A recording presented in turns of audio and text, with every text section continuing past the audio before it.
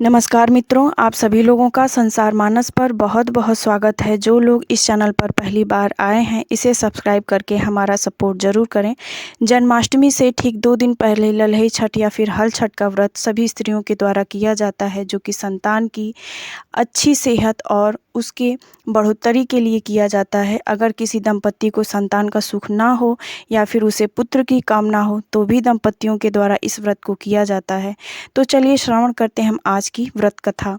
प्राचीन समय में एक ग्वालिन थी। वह गर्भवती थी और उसकी प्रसूति का समय बहुत ही पास आ गया था, लेकिन उसके घर में पैसों का कोई भी स्रोत नहीं था। वह सिर्फ और सिर्फ दूध और दही को बेचकर ही पैसे अर्जित करती थी। इसीलिए उसकी प्रसूति का समय पास आने के बाद भी वह अपने दूध और दही को बेचने के लिए पास वाले गांव में चली गई।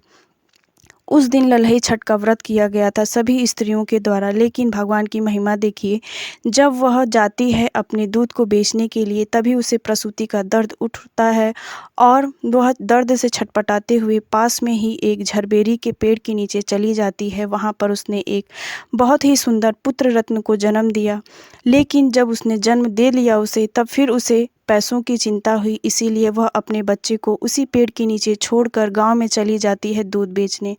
लेकिन उसे लालच आ गया और उसने दूध गाय और भैंस का मिलाकर सभी लोगों व्रती स्त्रियों को यह कहकर दे दिया कि यह तो गाय का दूध है, क्योंकि लल्लई छठ में गाय का दूध ही सर्वोत्तम माना गया है। लेकिन उसका लालच ही उसके पाप का कारण बन गया।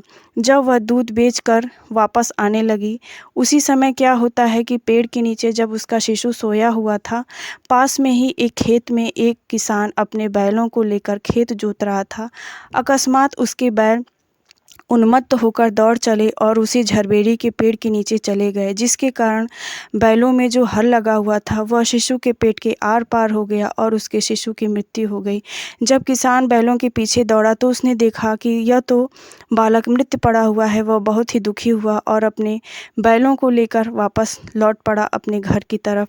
जब स्त्री वहां आई और अपने शिशु को इस हालत में देखा, तो उसे अपने करने का बहुत पछतावा हुआ। वह तुरंत गांव वापस गई और सभी स्त्रियों को सावधान किया कि मैंने जो दूध दिया है वह भैंस का दूध भी मिला हुआ है, इसीलिए आप लोग इसे ग्रहण ना करें और मुझे मेरी करनी का फल मिल चुका है, क्योंकि मेरा बालक मृत अवस्था में उस पेड़ के नीचे पड़ा हुआ है। इसी तरह जब वह स्त्री पश्चाताप करके पुनः उस पेड़ के नीचे आई, तो लल्लई छठ माता की महिमा देखिए, उसका जो पुत्र था वह जीवित अवस्था में वहाँ पर लेटा हुआ था और अपनी माँ की प्रतीक्षा कर रहा था।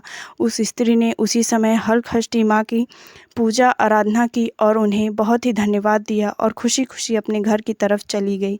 तो इस तरह जो स्त्रियां लल्लई छठ का व्रत करती हैं, माँ उसके संतान की रक्षा अवश्य करती हैं। इस चैनल को सब्सक्राइब जरूर कर